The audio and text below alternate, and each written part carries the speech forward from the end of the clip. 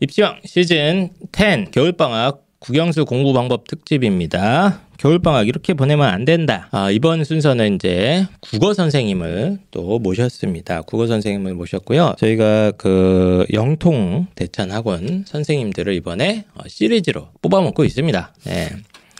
그래서 이번에는 국어 선생님을 모셨습니다. 본인 소개 좀 한번 해주시죠. 저는 지금 영통 대찬에서 국어 강의 진행하고 있는 최미영 강사입니다. 만나서 반갑습니다, 어머님들. 그리고 원래는 이투스에서 온라인 고3 강의 진행하다가 그리고 청솔학원에서 고3하고 재수생 강의하다가 이제 고1, 고2 이제 내신을 진행하게 됐는데 네네. 생각보다 아이들이 좀 수원 지역에서 많아져서 그래서 이 자리에 영광으로 이렇게 나오게 됐습니다. 지금 영통 대찬 학원에서 이미 거의 다 마감이라고 제가 알고 있거든요. 네, 강의들이. 네, 살짝. 네. 네. 그래서 지금 뭐 학생이 너무 많아가지고 한 200명 넘는다고 제가 들었는데 네, 맞습니까? 네, 약간 그 정도. 네. 네. 약간은 뭐예요, 근데? 그러니까 200명 언저리 정도. 네, 알겠습니다. 네. 그래서 왜 자꾸 영통대찬학원 선생님들이 나오시냐? 저희가 영통대찬학원과 입시왕 스터디 클럽이 이번에 이제 콜라보를 통해서 지금 윈터스쿨을 진행을 하고 있습니다. 그래서 영통 지역에 저희 입시왕 스터디 클럽 관리형 독서실이 운영 중인데요. 아침 9시부터 방학 중에는 새벽 1시까지 저희가 진행을 하고 있고 밤에 또 아이들이 퇴근길이 무섭다 이럴 수가 있어서 저희가 안심 귀가 서비스까지 지금 진행을 하고 있거든요. 그래서 줌을 가지고 모든 좌석을 일일이 다 1대1로 감시하는 그런 시스템을 구축해 놨기 때문에 안심하고 어머님들이 아이들을 관리형 독서실에 보낼 수 있게 이렇게 준비를 해놨고요. 영통 대찬학원에서 강의를 하나만 들으셔도 큰 폭으로 가격이 할인되고 있고 또 영통 대찬학원에 엄청나게 유명한 1타급 선생님들이 바글바글 하기 때문에 그 선생님들을 직접 모셔서 저희가 겨울방학 공부 노하우를 쪽쪽쪽 뽑아먹고 있습니다. 자, 그래서 일단 최미영 선생님께서 이렇게 나와주셨고요. 그 지금 사실상 제가 봤을 때 이 정도 숫자면 그 지역의 왕이죠, 왕. 예, 왕인데 이 오시면서 뭐 아무것도 안 들고 오셨어. 네. 다른 분들은 다 막 원고도 써오시고 했는데 네. 예, 좋습니다. 이런 저는 자세 너무 좋아요. 저희 입시왕 방송이 이런 방송이기 때문에 네. 편하게 얘기해 주시면 되겠습니다. 1타 국어 선생님으로서 딱 봤을 때 뭐 수능도 하시고 다 내신도 하시고 이제 통달하신 분인 것 같은데 겨울방학 때 국어 공부한답시고 이렇게 하는 아이들의 가장 아쉬운 점 혹은 뭐 이렇게 하면 안 되는데 애들이 이렇게 한다 뭐 이런 거 있을까요? 우선은 저는 크게 두 가지를 좀 먼저 말씀을 드리고 싶은 게 첫째는 공부를 너무 많이 해서 망치는 경우가 있는 것 같아요. 그러니까 많이 해서 망쳐? 공부를 많이 한다기보다는 특히 이제 지금 예비고1 어머님들이 가장 분주하게 움직이실 때잖아요. 학원을 이제 컨택을 하셔야 되는데 설명회도 여기저기 되게 많이 다니시고 그리고 우리 아이한테 어떤 학원이 맞을까를 고민을 정말 많이 하시거든요. 그래서 지금 되게 핫한 게 사실 국어 과목이잖아요. 맞아요, 어떻게 보면 지금. 대체에서 요새 가장 핫한데 제가 만났던 학생 중에 저도 이제 대체에서 방학 때는 특강을 진행을 하지만 그 지방에서 그래도 좀 한다는 친구들이 방학 때 이제 대체에서 어느 정도 완성을 하려고 올라오는데 그 친구 같은 경우는 이제 그 자사고 친구였거든요. 근데 집이 좀 부유해요. 부유해서 이제 어머님이 방학 때는 학원을 이제 쫙 돌리시는 거죠. 돌리시는데 국어를 3개를 들어요. 기본으로.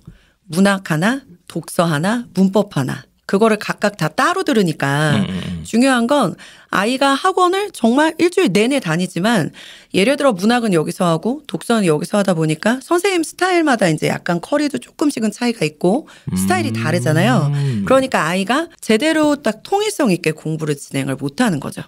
그러니까 어머님들이 너무 이제 욕심을 부리다 보니까 아이가 오히려 국어 공부에 있어서 중심을 못 잡고 흔들리는 경우가 첫 번째인 것 같아요. 그래요? 네. 아니 근데 선생님 뭐 보면 이 학원이 문학이 좋고 저 학원은 또 문법 1타가 있고 맞아요. 여기 또 독서 1타가 있으면 이렇게 1타 하는 게 당연한 거 아니에요? 근데 제가 봤을 때는 국어에서 어느 정도 그래도 좀 이름이 난 강의다 하면 선생님들의 강의가 사실 스타일이 약간 다른 것뿐이지 강의는 좀 저는 일맥상통하다고 생각이 되거든요.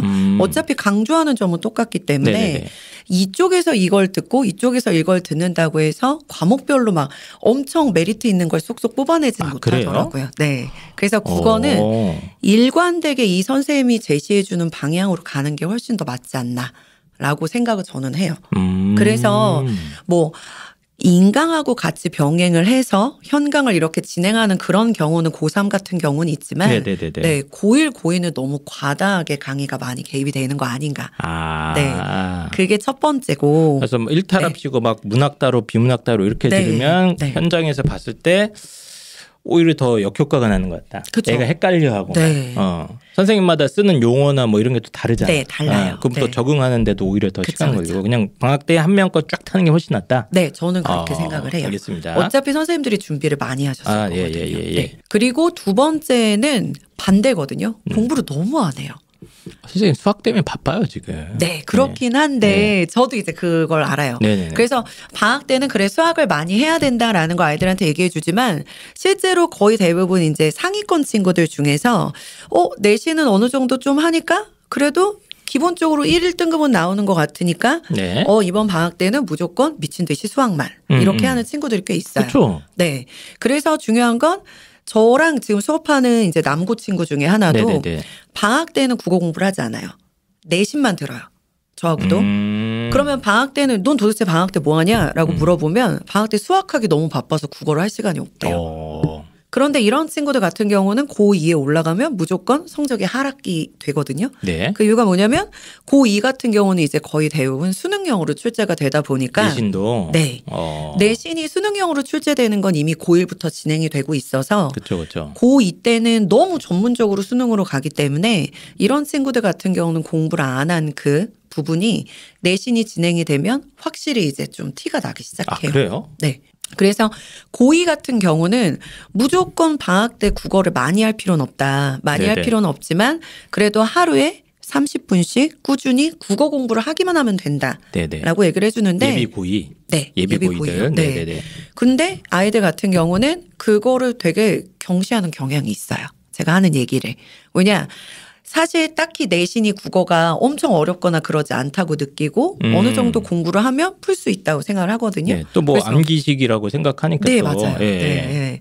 그래서 그 한계가 고2 올라가면 너무 여실히 많이 잘 드러나는 거죠. 그래서 그 두 가지 케이스 아이들을 보다 보니까 국어는 사실 많이 할 필요는 없지만 그래도 어느 정도 매일 꾸준히 하면 되는데 그거를 실천하는 게 너무 어려워요, 아이들이. 네. 그러면 예비 고2 같은 경우도 네. 약간 수능 스타일에 맞춰서 겨울방학 때 싹 준비를 해놔야 되는데 그렇죠. 그거를 아예 안 하는 아이들이 그렇게 많아요? 네, 많아요. 정말 많아요. 근데 그게 저도 좀 이해는 되는 게 네네네. 하루 종일 거의 대부분 수학 공부를 해야 되거든요. 뭐 미적까지 달리는 애들도 있고 뭐 수원수투 한다고 시간 다 쓰고 앉아 있으니까. 제가 아이들 이렇게 플래너를 검사를 해요. 방학 때는. 플래너 검사를 하는 이유가 국어 공부를 얼마나 했는지 보려고 하는데 거의 대부분 아이들이 예를 들어 8시간을 공부하면 공부 상위권 친구들 같은 경우에 수학을 6시간을 하더라고요. 맞죠. 네.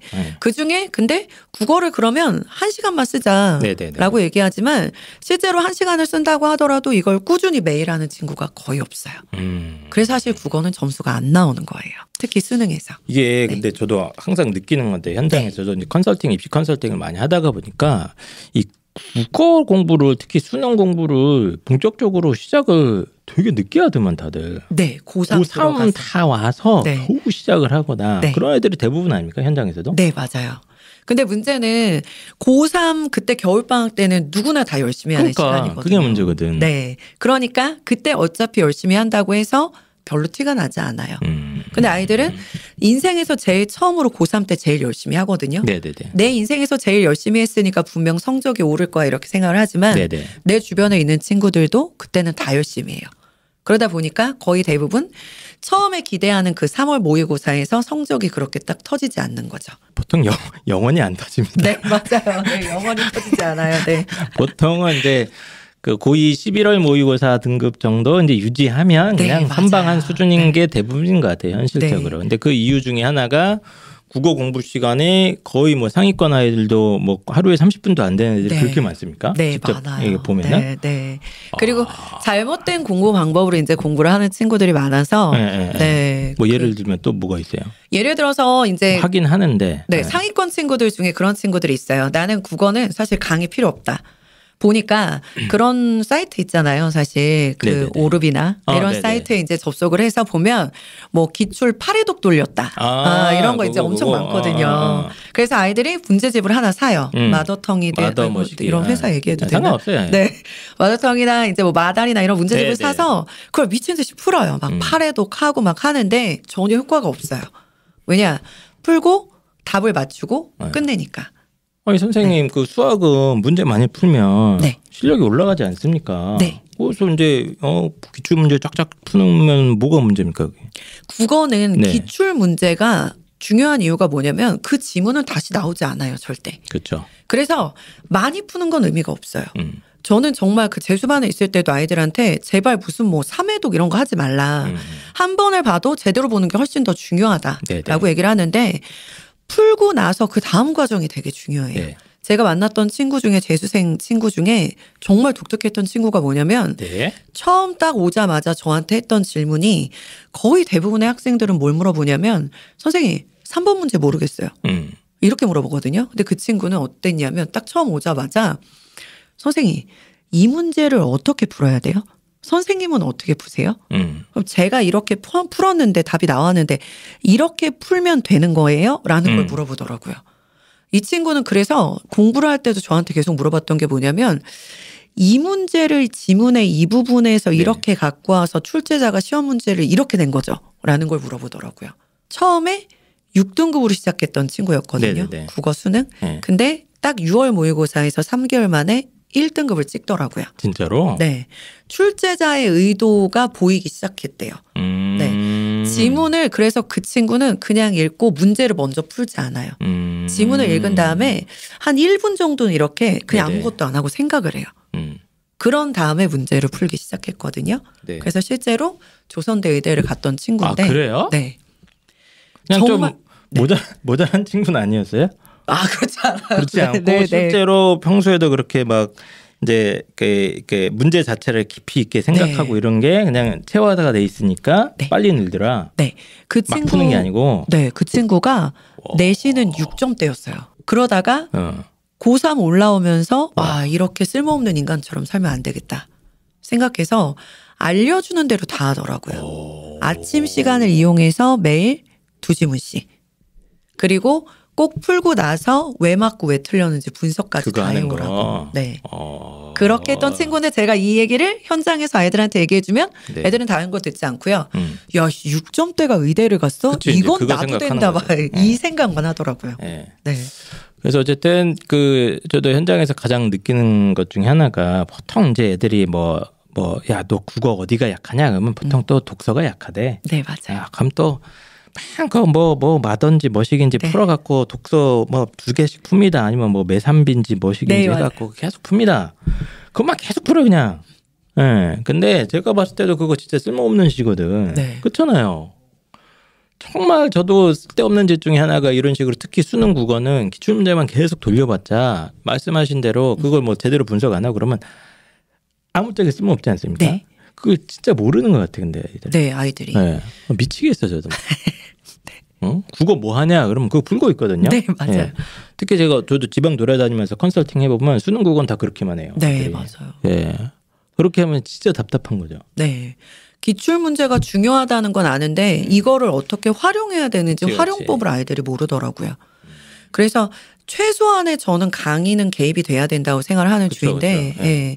선생님이 알려주는 방법대로 그걸 제대로 배운 다음에 그 다음 기출을 돌리는 게 너무너무 중요한데 아이들이 그 과정에 사실 빠져 있어요. 어떤 방법론적인 부분이나 네. 뭐 지문을 뭐 분석하는 방법이나 뭐 선지 분석하는 방법 이런 네. 것들이 다 이제 있지 않습니까? 네, 예, 맞아요. 그걸 먼저 좀 흡수를 해야 되는데 그게 없이 그냥 막 문제만 풀어봤자 네. 아무 의미가 없다. 네. 예, 그렇죠. 이런 말씀이신 것 네. 같아요. 그 최미영 선생님은 뭐 국문과 나오셨어요? 네, 전 국어교육 전공이세요. 그래요? 네. 지금 그 입시왕에 나오시는 분들이 대부분 발음도 좀 부정확하고 얘기하면 이제 문장 구성이 안 되거든요. 네. 대부분. 네, 저도 엉망진창인데 지금 옆에서 들었는데 이 문장이 다 만들어져. 네. 목소리도 굉장히 뭐 아나운서 이런 거 준비하신 거 아니에요? 아, 그렇지. 따로 않습니다. 훈련을 하십니까 이런 거는? 아니요, 제가 그래도 나름 온라인 강의를 진행을 오랫동안 했어가지고 거기서 또 네. 트레이닝도 하셨구나. 네, 많이 했어서. 네. 나도 좀 해야 되는데. 알겠습니다. 네. 그러면 국어 지금 이제 뭐 예비고1, 예비고2, 뭐 예비고3 여러 가지 아이들이 좀 상황이 좀 다르긴 한데 네. 겨울 방학 때 우리 아이가 조금 상위권을 노려야 돼. 뭐 내신 특히 이제 내신에서 뭐 1, 2등급을 찍어야 돼. 네. 이런 아이들은 좀 선행할 게 뭘 주의해야 됩니까? 포인트 좀 짚어주시죠. 우선 제가 학년별로 좀 말씀을 드리고 네네네. 싶어요. 예비 고2 친구들. 예비 고2 네. 현재 1학년들. 예비 고2 상위권 친구들은 네. 고1 때까지 내신이 괜찮게 나와요. 보통 1등급 아니면 2등급이 나오거든요. 네. 그러다 보니까 자신감이 이제 좀 어느 정도 있어요. 네. 있는데 중요한 건 요새 모든 학교들이 저희 이제 출강하는 수원 지역의 친구들 같은 경우만 봐도 네. 고2 때 이미 너무 수능형으로 출제가 돼요. 아, 학교가 또 많이 그렇게 바뀌고 있구나. 네. 계속. 제가 하고 있는 학교 중에 학교명을 얘기해도 되나요? 뭐 알아서 하세요. 예. 그 네. 공학 중에 네네네. 저희 이제 그 지역에서 가장 잘하는 학교가 있어요. 독서를 시험 문제를 내는데 어떻게 내냐? 내 지문을 무조건 한 번도 보지 못한 외부 지문을 가져와요. 아, 예. 오. 근데 학교 시험은 50분이거든요. 50분에 외부 지문 4개를 읽고 서술형까지 풀어서 내야 돼요. 그러다 빡세네. 보니까 이 친구들은 교과서 안에 시험 범위는 20분 안에 빨리 풀어야 돼요. 그래야 내 지문을 소화를 해서 서술형까지 써서 낼 수 있어요. 그러다 보니까 이 친구들을 저희 내신 대비를 어떻게 진행했냐면 하루에 저희 그 수능반에서 하는 것처럼 재수반에서 하는 것처럼 하루에 2지문씩 매일 할 수 있게 독서 과제를 내줬어요. 그 지문을 대비하기 위해서. 네네. 왜냐하면 학교에서 가져온 지문이 거의 대부분 옛날 수능 기출이나 교육청 기출을 가져오시더라고요. 네. 그래서 잠깐 제가 말씀을 드리면 고2 친구들 같은 경우는 이번 방학 때 네. 제가 진짜 다른 거 정말 부탁 안 하는데 아침 시간 제발 아침 이용해서 네네. 거의 대부분 방학 때 아이들이 윈터를 가거나 아니면 관리형 기숙학원이나 아니면 많이 가죠. 관리형 스터디 네. 카페를 가요. 네네. 그러실 학원 딱 도착해서 독서실 도착해서 제일 먼저 하기 싫어도 기출문제집을 꺼내서 비문학 하루에 2지문씩을 푸는데 네. 푸는 건 사실 15분밖에 걸리지 않아요. 근데 풀고 나서 제발 해설지 보지 않고 먼저 1번 문제에 이 문제를 내가 어떻게 풀었는지 간단하게 시각화 시켜둬야 돼요. 그리고 선지 1번부터 5번까지 이 선지는 왜 맞고 왜 틀렸는지를 본인이 분석을 해야 돼요. 정말 거창하게 쓸 필요 없고 네네. 8등급 친구한테 알려준다는 마음으로 1번 선지는 예를 들어 지문 여기에 있으니까 이거는 이렇게 근거해서 봤을 때 네. 답이 될 수 없어. 그래서 얘를 X표 치고 이렇게 고쳐야 맞는 답이 돼. 라고 옆에 쓰는 거예요. 그런 다음에 해설지랑 비교를 해서 내가 쓴 해설이 해설지에 나온 해설과 동일하네? 네. 라고 하면 제가 한 사고 과정이 맞는 거고 네네. 해설지와 내가 한 해설이 달라. 그러면 이런 경우는 선생님한테 와서 이제 질문을 해야 되는 거죠. 선생님, 저는 지문을 여길 근거로 생각해서 얘가 틀렸다고 생각이 됐는데 네. 해설지는 달라요. 네. 제가 지금 틀린 생각을 했나요? 라는 질문은 정말 너무 괜찮은 질문이에요. 선생님 제가 이거 맞췄거든요. 네. 다 이해되는데 왜 그렇게까지 살아야 됩니까 인생은? 왜 그러냐. 네네네. 수능은 지금 거의 30년 동안 치러지지만 수능 국어의 유형은 크게 바뀌지 않았어요. 그 유형은 그대로 나와요. 네. 지금 이 문제를 제가 이 지문이 쉬워서 맞았을 수 있거든요. 그렇죠. 근데 수능에서 조금만 이 문제가 어려운 지문으로 변형돼서 나오면 못 맞춰요. 그렇기 때문에 제가 항상 하는 얘기가 모든 문제를 다 분석할 필요는 없지만 네. 예를 들어 내가 이 문제가 나왔을 때 다시 맞을 자신이 없으면 반드시 맞은 문제라도 분석하는 게 되게 중요하다. 이 과정이 고2는 정말 많이 필요해요. 아, 네. 그렇게. 고2는 왜 그러냐면 1학기가 모든 학교가 문학이고 2학기가 모든 학교가 독서예요. 그렇죠, 그렇죠. 네. 그러다 보니까 특히 이과 상위권 남학생들이 제일 싫어하는 게 문학이거든요. 네네네. 그래서 문학 시험을 치르면 내신 시험을 치르면 거의 대부분 성적이 하락해요. 저희 지금 학교 친구 같은 경우도 제가 데뷔한 학교 친구 같은 네네네. 경우도 항상 안정적으로 1위 나오다가 방학 때 사실 공부 거의 안 하더라고요. 수학하다가. 그리고 문학에서 바로 3등급 찍는 아이가 네, 거의 태반이에요. 네네. 그래서 2학년 친구 같은 경우는 예비 고3이라고 생각하고 수능 공부를 하는 시기다. 이걸 꼭 저는 말씀을 드리고 싶어요. 네. 근데 이제 그 수능 공부의 방법론이라는 게 네. 뭐 기본적으로 어떤 이제 강의나 이런 걸로 따라가는 게 제일 무난한 방법인데 네. 최소 하루에 2개 지문 정도는 네. 뭐 아까 이제 독서 파트 중심으로 얘기해 주셨지만 네. 문학도 그렇게 하면 되겠죠, 그렇죠? 문학은 네. 근데 제가 이제 말씀을 네. 드리는 게 조금 전문적으로 들어가면 네. 문학은 혼자 풀고 분석하기가 굉장히 어려워요. 그렇기 때문에 문학은 저는 강의의 도움을 꼭 받으시라고 말씀을 드리거든요. 예를 들어 이 작품이 너무 궁금한데 이 작품에 대한 해설이 없잖아요. 그렇죠. 그렇기 때문에 어떤 뭐 이제 방학 때 잠깐 들을 수 있는 특강식의 문학 강의나 이런 거는 도움을 받으시는 게 굉장히 그쵸. 좋아요. 네. 대신 독서는 강의 없이 혼자 준비할 수 있기 때문에 방법만 제대로 알면 된다. 그러니까 아까 얘기하신 대로 네. 뭐 문제 하나하나 선지 네. 하나하나 근거를 찾아서 뭐 네. 시각화라는 게 이 선지가 1번이 아니라고 생각했어. 난 답이 아니라고 생각한 거에 대한 근거가 네. 뭐 두 번째 문단에 어딘가 있어. 네. 그거 이렇게 연결해 놓고 이런 거야? 그냥 시각화라는 게? 네, 그 옆에다가 화살표로 표시를 하는 것보다는 제가 봤을 때 그러니까 강의를 한다고 생각하면 돼요. 누군가한테 내가 가르쳐 줄 거야. 네, 그거를 이 문제가 딱 나중에 3개월 뒤에 봤을 때 아, 내가 이런 과정으로 문제를 풀었구나 라는 게 딱 보일 수 있을 정도가 돼야 돼요. 독서 파트는 네, 네. 그거 계속 하면 독서 극복됩니까? 6개월이면 네. 제가 아이들한테 맨날 얘기하거든요. 진짜로? 야, 손목 걸어. 선생님 진짜 손목 건다. 손목이요? 6개월만 해봐. 진짜요? 네, 1등급 나와. 이거 같은데 이거 아니에요? 그래서 아이들이 맨날 그 얘기해요. 이거 아니에요? 제가 그래서 네, 맨날 네. 수능 끝나고 야 선생님 해외로 튄다. 한 달 뒤에 보자. 맨날 이런 얘기 하거든요. 네. 네. 근데 진짜 나와요. 아 진짜로? 네. 그리고 오히려 하위권 친구들이 정말 수직 상승할 수 있는 기회예요. 아 그래요? 네. 선지 분석이라고 하잖아요, 보통. 네, 선지 분석. 맞아요. 네, 네. 근데 애들 그 더럽게 안 하더만. 안 하죠. 너무 길고 지루하고 힘든 싸움이니까 아이들이 못 해요. 정승재 선생님 맨날 그 얘기 하시잖아요. 네네. 세상이 다 열심히 할 것 같지만 실제로 열심히 하는 친구들 거의 없다고. 네, 정말 맞거든요. 어머님들 되게 아이들 열심히 공부하는 것 같지만 실제로 뭐 200명 듣는 대형 강의 보면 한 20명 빼고는 다 네. 사물놀이 연습하거든요. 이거 사물놀이가 상모 돌리기 이거만 자다가 오는 친구들 정말 많아서. 우리 애들 다 열심히 하는데 무슨 말씀이세요?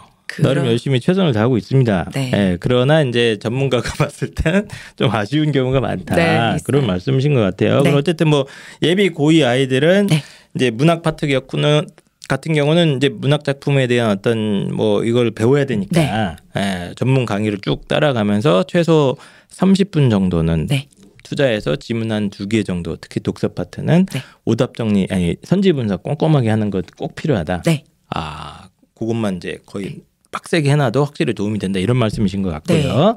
또 뭐 예비 고1이 약간 애매하지 않습니까? 예비 고1 아이들. 예비 뭐 고1은 뭘 해야 되나 뭐 이래요. 네, 제가 네. 말씀드릴 거 예비 고1은 지금 어깨가 한껏 올라가 있는 아이들이에요. 왜 그러냐면 제가 중학교 아이들을 만나보지 않아서 저도 이제 얼마 전에 아이들하고 얘기를 하다가 중학교 성적표도 보고 교과서도 다시 보면서 이제 알게 됐는데 중학교는 사실 거의 대부분 아이들이 사고만 치지 않으면 국어 A등급이 나오더라고요. 그렇죠. 네.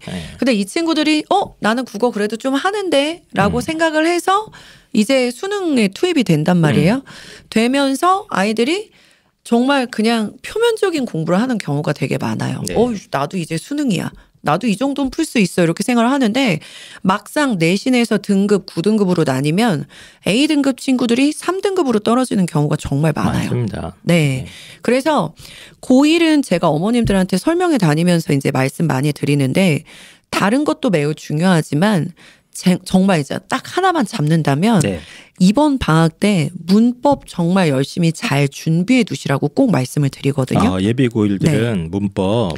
그게 왜 그러냐면 중학교 때 배우지 않았던 문법의 개념이 고등학교 바로 중간고사 때 바로 등장해요. 예를 들어 그 국어 개념 중에 아이들이 가장 어려워하는 것 중에 하나가 선어말 어미라는 개념이 나와요. 근데 선어말 어미 개념을 제가 현장에서 아이들한테 맨날 물어보면 야, 안 배웠어? 중학교 때 안 배웠어? 그러면 아이들이 아 진짜 안 배웠는데 막 이래요. 그래서 제가 중학교 교과서를 한번 다 찾아봤어요. 네. 근데 실제로 진짜 없더라고요. 오. 없는데 고1 교과서에 바로 나와요. 그럼 학교에서 설명을 해주셔야 돼요. 근데 그걸 설명하기 위해서는 문법의 처음부터 시작이 돼야 돼요. 어미부터 시작이 돼야 되거든요. 어미를 공부하려면 어간을 공부해야 되고 어간을 공부하려면 다시 품사부터 시작이 돼야 돼요. 네. 근데 그 체계가 없이 바로 내신으로 투입이 된다. 그러면 아이들이 어미를 모르는 상태에서 문제를 풀 수 없거든요. 네. 그래서 다른 거는 진짜 모르겠지만 제 강의가 아니어도 네네네. 좋으니 예비 고1은 무조건 문법 한 번 체계를 잡는 게 너무 많이 중요하다. 특강이든 뭐든 해가지고 네, 무조건 네. 돌려놓으라. 네. 그게 정말 중요해요. 내신에서 어찌됐든 상위권을 노린다면. 네. 학교마다 거의 대부분 고1 같은 경우는 변별력을 가르기 위해서 문법을 어렵게 출제하세요. 왜냐하면 내신에서. 문법은 출제하기가 쉽거든요. 네네네. 네. 근데 고1 시험지를 가만히 들여다봐도 문법은 거의 수능식의 개념처럼 고난도로 나오는 경우가 너무 많아요. 아, 그래요? 네. 그래서 문법을 한번 체계를 잡아두면 3학년 때까지 정말 너무 편하거든요. 근데 그렇게 탄탄하게 쌓을 수 있는 시간이 지금밖에 없어요. 네, 겨울방학이 긴 시간 동안. 네. 당연히 수능 기초를 잡아주는 것도 너무 중요하지만 저는 내신 들어가기 전에 선행은 문법이 정말 중요하다고 생각해요. 네. 알겠습니다. 또 뭐 조금 중하위권 아이들을 위해서 해주실 말씀도 있을까요? 중하위권 친구들은 저도 이제 교재 작업이나 이런 거 할 때 스터디 카페를 자주 가요. 네. 스터디 카페를 가는데 그때 옆자리에 그 고등학생, 남학생이 이제 가방을 메고 딱 들어와서 앉았는데 네네네. 시험 기간이었던 것 같아요. 제가 오전 시간이었거든요. 왔는데 딱 오자마자 핸드폰부터 꺼내더라고요. 핸드폰. 네. 3시간 동안 유튜브만 보다가 네. 낄낄대다가 나가더라고요. 가방 메고 다시. 중하위권 친구들의 가장 기본은 뭐냐면 핸드폰 통제가 안 돼요. 정말. 수업 시간에도 이렇게 밑에서 이렇게 핸드폰 하는 친구들이 있어요. 네네. 제가 안 보는 줄 알고. 네. 그럼 제가 대놓고 저는 저격하거든요. 야, 핸드폰 이렇게 얘기하거든요. 네네네. 그럼에도 불구하고 이 통제가 안 돼서 저는 사실 국어도 중요하긴 하지만 이 친구들 같은 경우는 습관을 잡는 게 너무 중요하다고 생각이 돼요. 기본적으로 핸드폰에 대한 통제와 엉덩이 힘이 없으면 네. 국어든 뭐든 모든 과목이 다 실패하는 것 같거든요. 아니 그러니까 뭐 국어 공부고 나발이고 네. 앉아 있어야 뭘 할 수 있어요. 앉아도 이거 하면 아무 네. 의미가 없잖아요. 아무 의미 없어요. 네. 그래서 네. 기본적으로 이번 방학 때 공부 그래 안 해도 좋다. 네네. 최소한 하루에 고1이라면 4시간 정도씩은 매일 앉아 있어라. 앉아서 교과서를 읽든 뭘 읽든 네. 어느 정도 앉아 읽는 게 익숙해지면 네. 그때부터 시작해도 늦지 않으니까 제발 핸드폰 보는 시간부터. 아 그런 것부터 좀 철저하게 통제를 해야 된다. 네. 저희 어머님 같은 경우 한 분 그러신 분 있거든요. 되게 그 아이를 빡세게 케어하시는 분이신데 네. 핸드폰을 미러링을 해두셨어요. 이 아이가 뭘 하는지 다 보시려고. 아 그것도 가능합니까? 네, 그러시더라고요. 오. 그래서 이 아이의 목표는 저는 대학 붙자마자 집을 탈주하는 거다. 이렇게 얘기하는 친구거든요. 네. 근데 이게 핸드폰 없애는 게 너무 쉽지가 않아가지고 네. 저도 컨설팅하면서 맨날 얘기를 하는데 더럽게 네. 안 없애거든. 맞아요. 네. 근데 이제 어쨌든 어린 아이일수록 네. 예비 안 돼요. 고1부터 좀 철저하게. 네. 네. 뭐 저희가 항상 방송에도 가끔 말씀드렸는데 절대 새 거 핸드폰 사지 않는다. 네. 새 스마트폰 절대 구매 금지. 맞아. 예, 계속 지속적인 압박으로 언젠간 없애게 만들어야 되는 건데 어쨌든 중하위권 아이들은 그것부터 좀 시작을 해야 되는 네, 거고. 네. 예, 또 뭐 해야 될 거 있어요? 기본적으로 네. 그 고1 친구들 특히 이제 지금 예비 고1 어머님들이 정말 네네네. 관심 많으시거든요. 예비 고1 친구들은 제가 아까 이제 문법도 매우 중요하다라고 말씀을 드렸고 그리고 가장 중요한 건 고2든 고1이든 제가 아까 말씀드린 것처럼 기출 문제가 너무 중요해요. 네. 너무 중요한데 올바른 방법으로 매일 조금씩 꾸준히만 하면 된다. 매일 조금씩. 네. 많이 할 필요도 없어요. 거의 대부분 실패하는 친구들이 거의 대부분 어떤 경우냐면 오늘은 왠지 국어 필이 좋아. 그러니까 뭐 4시간 스트레이트로 쫙 오답 분석까지 쫙 해. 그런 다음에 내일은 또 갑자기 하기 싫어져요. 그러면 했다가 안 했다 했다 안 했다 하다 보면 국어는 어느 정도 국어에 감이 필요한 과목이라서 이게 지속적으로 만들어 나가는 게 중요하지. 네. 하루에 8시간 한다? 이거는 전혀 도움이 되지 않아요. 아, 그 국어도 약간 영어 공부 뭐 보통 이제 뭐 짜투리 시간 내서 막 단어 네. 암기하고 뭐 이런 느낌으로 네. 국어도 이제 그 뭐 문학 파트든 뭐 수능 관련 파트는 이런 식으로 좀 하루에 30분 1시간 네. 내외로 그냥 꾸준히 하는 게 제일 핵심인 것 같다. 그렇죠. 네, 정말 진리예요. 네. 그렇구나. 네. 막 3시간씩 할 필요도 없고. 네, 수학해야 되잖아요. 아이들. 네, 그래서 전 국어에 많이 쓰지 말라고 얘기해요. 대신 시간은 쓰는데 좀 제대로 아까 네. 말씀드린 것처럼 네, 뭐 선지 분석하고 이런 거. 그렇죠. 알겠습니다. 네. 그 아까 막 핸드폰 얘기가 나와가지고 한 가지만 더 여쭤볼게. 네. 이제 뭐 국어 선생님들이 항상 하소연하는 게 아이들이 이제 한글이 안 된다. 네, 맞아요. 예.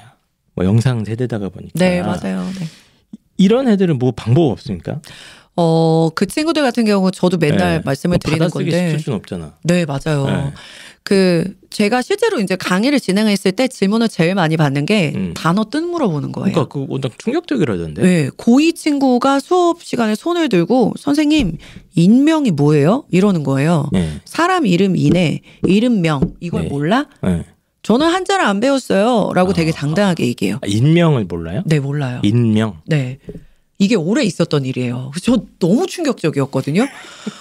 야, 인명 모르는 사람 손 들어봐. 그랬더니 그 반에 5명이 손을 들더라고요. 와 미치겠다 진짜. 네. 인명을 모른다고? 몰라요. 네. 그래서 제가 맨날 어머님들한테 우스갯소리로 얘네 어렸을 때 마법천자문만 읽은 애들이다. 얘네 어렸을 때 메이플 스토리 읽고 이런 아이들이다. 그러니 당연히 어휘력이 이렇게 바닥인 게 당연한 거다라는 거 맨날 말씀드리거든요. 그래서 제가 드리는 방법은 저 진짜 재수반 아이들도 이렇게 시키는데 제발 좀 해주세요. 제발 부탁인데 미국인 스미스 씨가 하루에 영어 단어 100개를 외우는 건 너무 어색하잖아요. 네네네. 그것처럼 저도 저희가 한국인인데 수능에 꼭 출제될 필수 어휘 하루에 100개씩 외우자? 이건 너무 어색하다고 생각해요. 네네네. 지문을 공부하면서 자연스럽게 그 어휘의 뜻을 파악하는 게 너무 중요해서 제가 아이들한테 맨날 시키는 게 자, 니네 하루에 기출문제 2지문씩 풀잖아. 네. 풀고 나서 형광펜을 들고 아리까리한 단어를 다 밑줄 쳐봐. 한 7개에서 8개가 나올 거야. 네. 그럼 그거를 직접 사전을 찾아봐. 야, 나 때는 말이야 사전 이만한 거 들고 다녔어. 근데 니네 아니잖아. 사전이 뭐예요? 이럴 수 있을 것 맞아요. 같은데. 네. 네이버 뭐죠? 사전 들어가서 찾아. 네. 그런 다음에 간단하게 뜻만 써봐. 그러면 이런 뜻이구나. 알게 돼. 그거를 3개월 이상 하면 단어가 4개로 줄어. 4개 정도 줄어. 그렇게. 네. 1년만 하면 너 밑줄 칠 단어 없어져. 그러면 자동으로 국어 1등급 나와. 안 나오면 손 못 건다. 이 얘기 맨날 하거든요. 근데 그렇게 하는 친구 저 딱 한 명밖에 못 봤어요. 거의 안 하죠, 근데. 네. 귀찮으니까. 재수반 남학생 네. 하나밖에 못 봤어가지고 그렇게 하지 않으면 어휘는 절대 오르지 않아요. 아니면 한 가지 방법은 나이를 먹는 수밖에 없어요. 나이를 먹으면 세상을 살다가 어휘력이 이제 점점 주워 들으니까. 네. 그래서 실제로 요새 많이 나오는 지문이 법률 지문인데 아이들은 집을 매매해 보지 않았거든요. 네네네. 네. 최소한 도매 이런 걸 몰라요. 매도 이런 것도 모르고. 근데 저희가 나이 먹으면 자연스럽게 네. 그 어휘들을 알게 돼요. 네. 네. 그렇지 않으면 저는 지문을 통해서 학습하는 지문이 것밖에 제일 없다. 나은 것 같다. 네. 그럼 아까 말씀하신 대로 뭐 하루에 1-2개 풀 때 네. 그거 조금만 신경 써도 되는데 그렇죠. 안 할 것 같은데 애들이. 네. 맞아요. 그래서 뭐 1등급이 어떻게 정해져 해, 있어요. 네. 과외 선생을 다 붙여갖고 뭐 네. 한국어를 가르쳐야 되나 이런 생각도 좀 하는데. 맞아요. 알겠습니다. 네. 그래서 어휘 문제까지 한번 좀 짚어봤고요. 그 마지막으로 뭐 이제 국어 공부 때문에 이제 또 고민하시거나 뭐 괴로워하시는 분들을 위해서 좀 하고 싶은 말씀 없을까요? 저희 네. 청취자분들한테.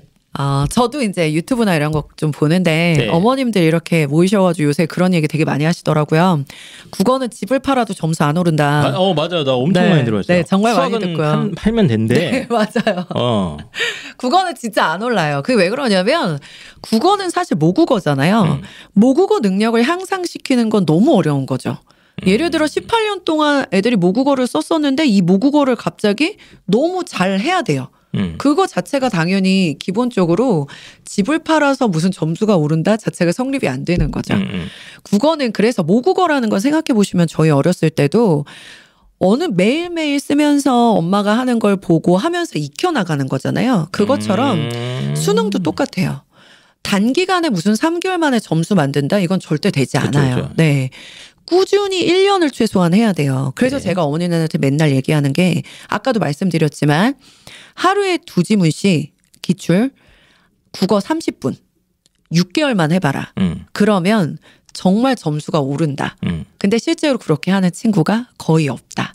그래서 국어 1등급은 항상 정해져 있는 것이다. 라고 맨날 말씀을 드리거든요. 정말 중요해요. 근데 이거를 사실 아이들이 머리를 컸기 때문에 엄마의 말을 더 이상 듣지 않아요. 그렇죠. 네. 스스로 이제 그 필요성을 느껴야 되고 국어는 이렇게 매일 해야 되는구나 라는 걸 알려면 최소한 수능이 끝나야 아이들이 알더라고요. 내가 이래서 망했다라는 걸 그때 알아서 아이들이 제발 이번 방학 때 저는 제발 많이 안 해도 되니까 꾸준히만 좀 매일 하자라는 거. 이것만 저는 방학 때 계속 아이들한테 주입시킬 거예요. 네. 알겠습니다. 실제로 국어 선생님으로서 한이 좀 맺히는 것 같아요. 네, 맞아요. 자, 이것도 안 하냐? 네, 맞아요. 이것도 안 해. 이건 것 같아요. 네. 이것만 좀 하자. 네. 알겠습니다. 어쨌든 언어다가 보니까 국어도 영어처럼 뭐 30분이든 1시간이든 꾸준히. 근데 또 문제만 풀고 끝내면 안 되고 아까 말씀드린 대로 좀 이제 문제도 분석하고 선지도 파고들고 이런 걸 꾸준히 해달라 이런 말씀이신 것 같아요. 네. 그 최미영 선생님 이렇게 와주셔서 너무 감사드리고 또 저희 그 말씀을 너무 잘하셔갖고 다음에 또 부르시면 나오나요? 네. 그래요? 네, 이런 거 좋아하시는 것 같은데. 그렇죠. 네. 네, 이런 거 좋아하시는 것 같아서 기회가 되면 다시 모시도록 하겠습니다. 네. 자, 그럼 국어 코너 이것으로 마무리하고 저희 또 다른 방송으로 돌아오도록 하겠습니다. 안녕. 감사합니다.